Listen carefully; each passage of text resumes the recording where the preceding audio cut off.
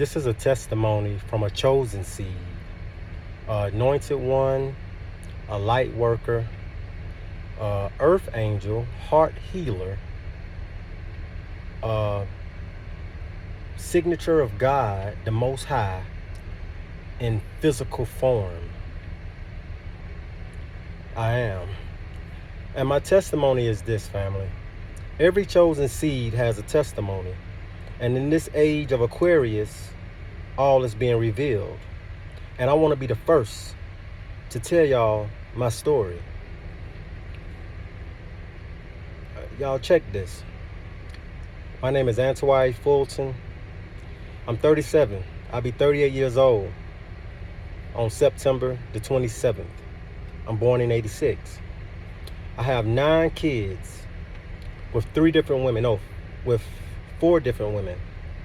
My oldest daughter was when I was around about 19, 20. And then I got 4 with my soon-to-be ex-wife. While with my wife, because everything was built on a lie, we were playing with each other. It was no substance. It was really just a sexual encounter that never stopped, right?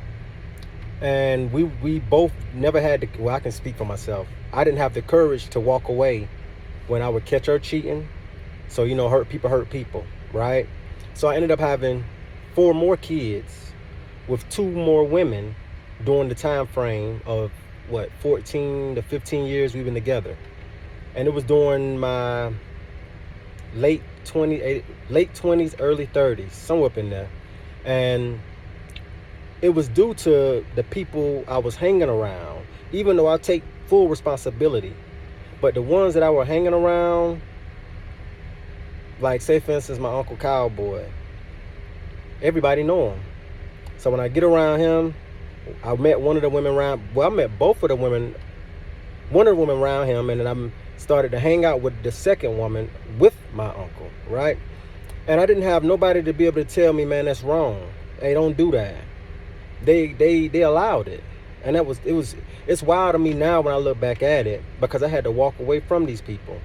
I had to walk away from my whole life that I once knew, because I started to see that it was hurting me and not helping me. Now let me move forward. Like I said, I got 4, a set of twins with one of the women, and a boy and a girl with the other woman, an older daughter, and I got 4 with my wife, which is 2 boys and 2 girls. I have 9 kids, okay? I am grateful that God gave me all the kids that I have, because I really want to build something that this world has never seen before when it comes down to generational wealth, when it comes down to giving them something that I never had, which is true motherly love. Although I'm a male, giving them that feminine energy. I didn't get that. So it caused me to spiral out like I did, although I didn't tell y'all I was molested when I was a child. It was a woman used to come over after my mom would go to work, working 2, 3 jobs. I would keep my sisters up until a certain time. And some days I would keep them the whole time. And the girl would come over and she would put my head under her shirt. And she wouldn't just do that to me. She would do it to my other cousins too. And we didn't really think about it like that until we got older. And I'm like, man, this is crazy. Ended up telling my mom about it during the time that I thought my mom was opening up to me, because I was going through so much with my wife and with me cheating and she cheating, and it's back and forth, and never build. I'm trying to build something. I'm paying for her to go to school to get real estate license. I'm paying for her to go to school to get, broker license, freight broker license.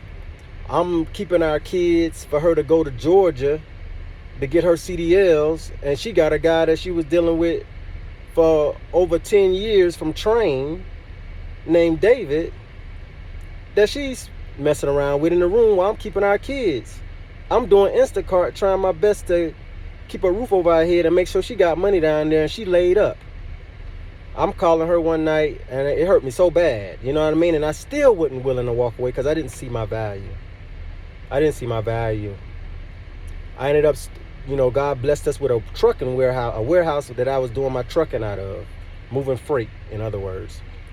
I got such a big heart, I allowed her nephew to come, stay with us. We didn't have a place to stay. We were staying in motel rooms because I constantly was trying my best to create something that could give us more than what these jobs give us. I wanted to create not just income, but jobs for others that I really could put them in a position that they could become a boss once they understand how the game go, right? Meaning entrepreneurship.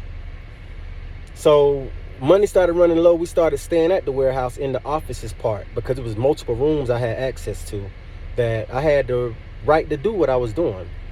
But the owner of the warehouse, I know I'm jumping all over the place, but I'm just letting y'all know how it went.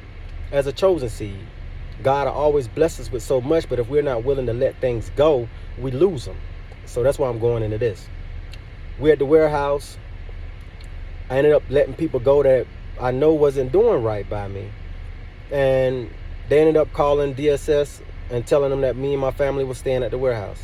DSS popped up. Mine.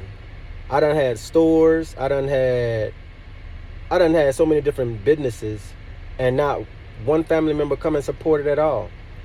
But during this time, when they called DSS, my sister pop up. You know what I mean? Family members started popping up then, which, truth be told, my soon-to-be ex-wife said her aunt may have called. And that's crazy because why would you do that? That's jealousy. In plain sight, Judas's, right? And they ended up taking our kids. That brought a big wedge between me and the spouse. And I lost everything. This was in 2020 during the pandemic. I lost everything. When I say everything, family, home, vehicles, I'm talking about business. I almost lost myself. All praise to the Most High God and the ancestors, spiritual guides, angels, whatever you want to call it. The hidden forces. They protected my heart. I had to go all the way back to Lake City. That's where I'm from, Lake City, South Carolina. My mom never supported me at all. So when I got there, I'm constantly trying to figure out what I'm going to do because I'm in the country. I can't get nowhere. I didn't have a vehicle. God ended up putting it on my heart. Hey, ask her for the van. This the van right here, y'all. Ask her for the van and start up a non-emergency transportation company. No, that wasn't at that time. At that time, I didn't have nothing. I think I can't really remember. But when I went back that first time, it was me and my wife. We ended up getting the kid. No, my wife stayed. Let me get it right quick. My wife ended up, she ended up calling my mom. I was left at the warehouse once the kids got taken. Her nephew was there with me. I told her nephew, hey, go to your aunt. Because my mom ended up giving her money to get a place to stay, and not even give me no money to get a place to stay. She didn't allow me to come in the apartment at the time. None at all. So I said, cool. I told her nephew, go over there and make sure she good, bro. Make sure she good. And he did that. And he said, man, if you want me to come back to the warehouse, I will. So I stayed at the warehouse till I couldn't no more. I called my sisters. Mine, prior to getting the warehouse, we ended up staying at my sister for a little while, for a month or two, something like that. And they ended up coming to us and telling me, you can stay, but Janae and the kids got to go. And I'm like, wow, that's crazy. You my sister. I would never have a time frame on you getting yourself together. So Janae ended up going to her mom's house. I stayed. A couple of weeks later, they ended up coming to me telling me I had to go. And I'm like, wow, this is crazy. So after all of the seeing the masses drop from my family faces and stuff, nobody never wanting to help. Nobody never wanting to do nothing. I still didn't give up. I went back to my trade, which is welding. So I would take these little small jobs just to make ends meet. Ended up getting back with the wife again. Still was cheating going on. I didn't cheat no more. I stopped. Now what I was doing was sneaking and calling my kids, and it would cause a wedge between me and my wife, because she'd be like, oh, why you ain't calling around me? And I would tell her, because every time I talk to my kids, me and you argue. And it would always be, well, you must be wanting the woman. And I didn't have time for that. And that's really what broke the camel's back in this season. Because one thing I would never do is put a woman or a man before or a person, let me just say it like that, person, place, or thing before any of my seeds. That won't happen, period. And I drew the line. During all that time, I'm spending so much time with God. I'm reading and listening to so many books. I'm doing so much spiritual practices. I mean, man, I'm doing so much to a point.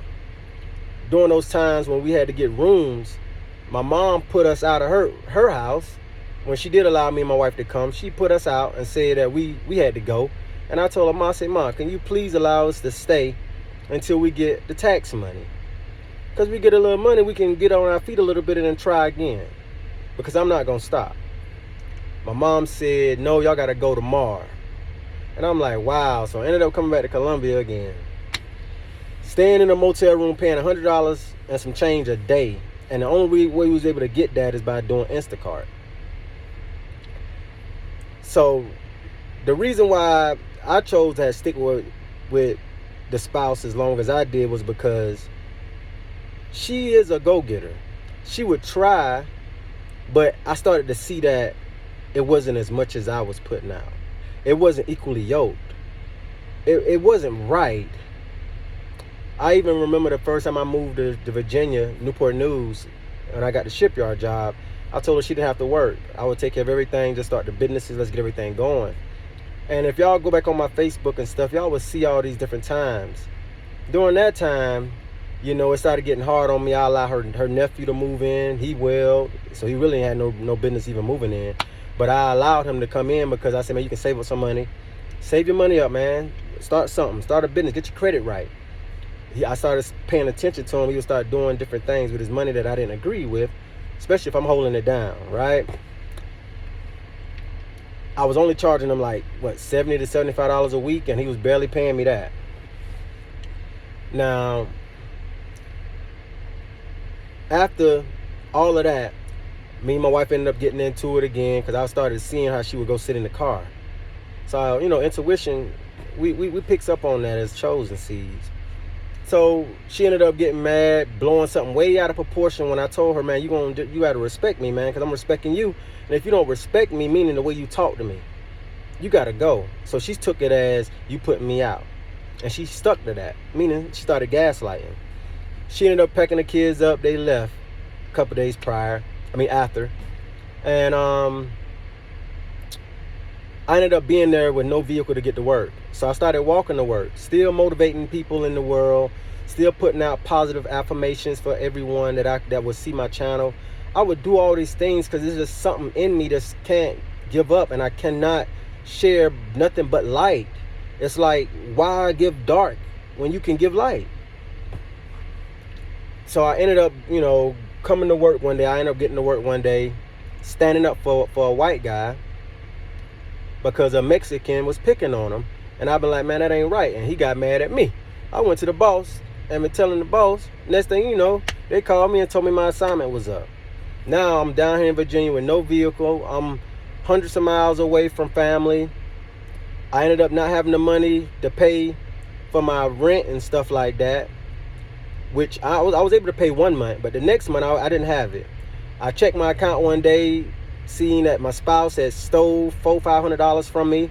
I called her. She said, well, you've been paying the car payment, so I took the money anyway and paid it. And I'm like, what? How you gonna steal from me? And I don't got nothing. You left me with no vehicle. I got to walk to work. Now you taking my money, and now you telling me it is what it is.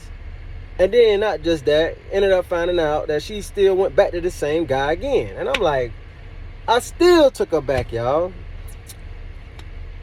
And it's just, when you don't value yourself,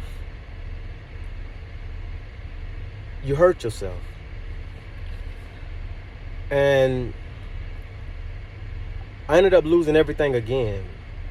This time, all the furniture and everything, I ended up getting rid of it because I didn't want to leave it in the owner's home. Because I had rented a house, 3-bedroom. And as a welder, you know, y'all might say, we got 9 kids, but as a welder, I make good money. You know what I mean? It ain't nothing for a welder to make $3-4 grand a week. That's nothing for a welder. Somebody that has the skills that have been doing it as long as I've been doing it. Let's say it like that.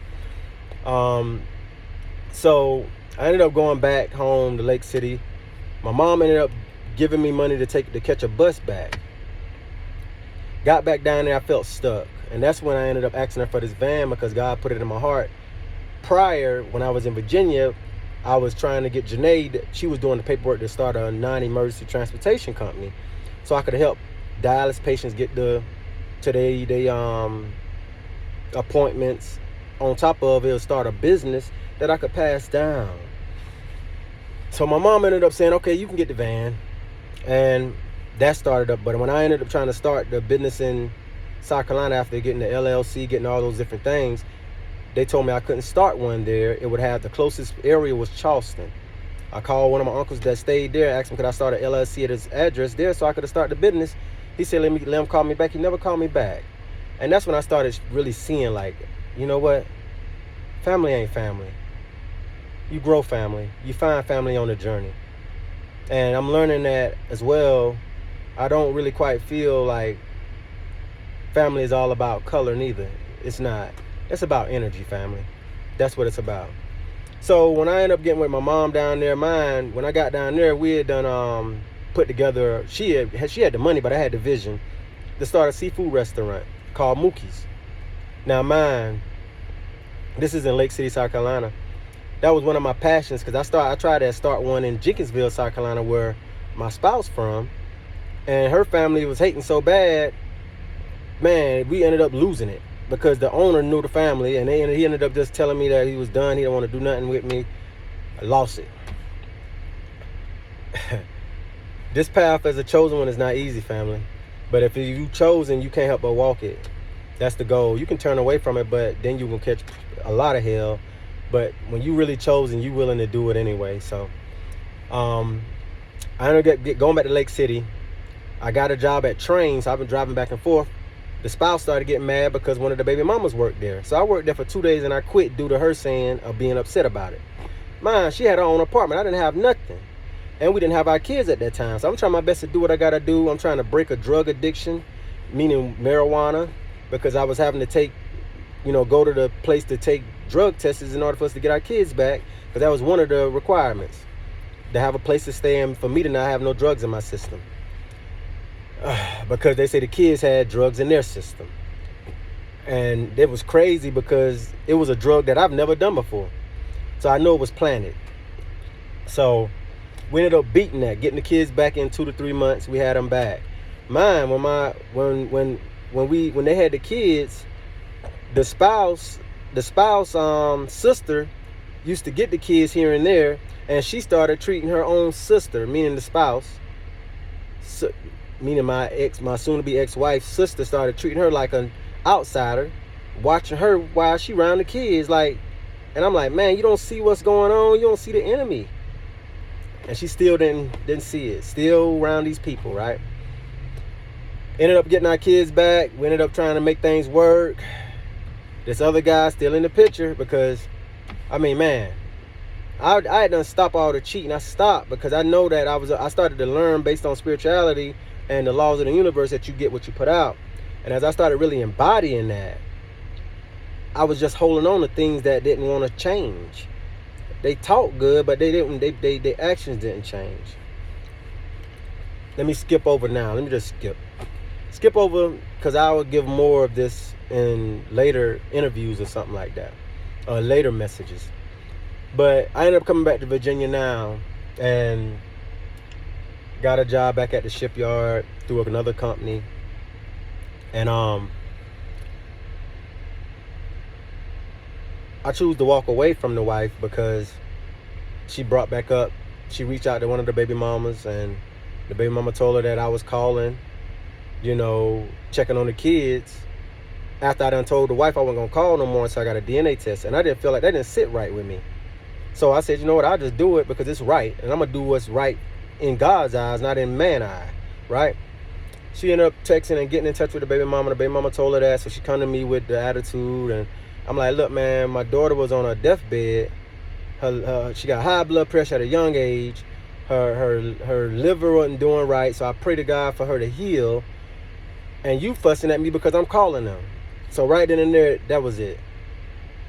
That was it. And see, between that gap that I just told y'all, let me skip, I put in so much work when it came down to healing myself, taking self-accountability, looking at everything not as bad and good, but looking at it as lessons and blessings, eye openers. I started seeing these things differently. So it started to cultivate me from within. I started to not be what they call it, codependent, because I started to notice, like, I can do all of this that's around me by myself. I don't need nobody around me that's sneaky, that's not loyal, that don't know how to stay out of a person's face, don't know how to not seek attention. That's still a child, right? Because I've been a child at one time that I wanted to seek attention. I would get these cars, put big rims on them, and do all this different stuff, man, seeking attention. And we started to grow apart due to me doing so much inner work. And I just couldn't do it no more. And I told her, I said, man, look, let's be honest. Like, your heart ain't in it, my heart ain't in it no more. And it's starting to pull over on the kids. So I'd rather the kids grow up in a loving home whereas you with somebody that you really want, and I'm with somebody that I really want. Meaning, whoever God send me that is a God-fearing woman, queen, goddess. They know who they are. They're not blind by the light, right? And I will walk my path solo dolo until that time, because I'm never alone. And I know that, right? So that's why I say ex-wife, because I've chose to walk away, although I'm still there.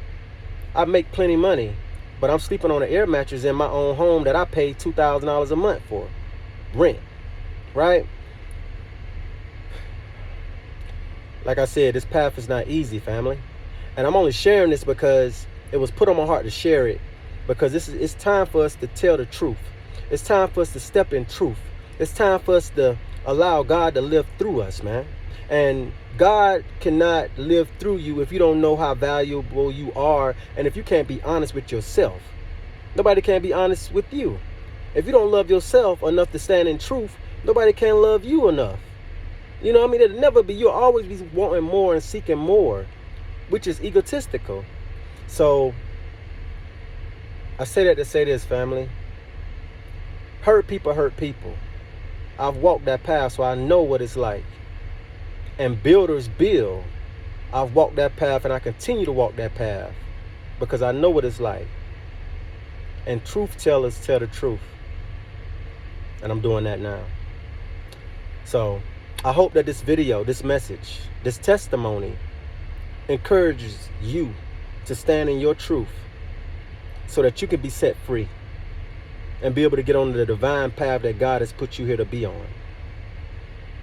I am Divine Wolf, ANTAWAII FULTON, the beloved. I will help you in any way I can, as long as it's not making me feel less than or put me in a situation that I don't have enough. Okay? And I had to learn that. And it was a long path. But until the next message, family, never go with the flow. Never. Create the flow. One love.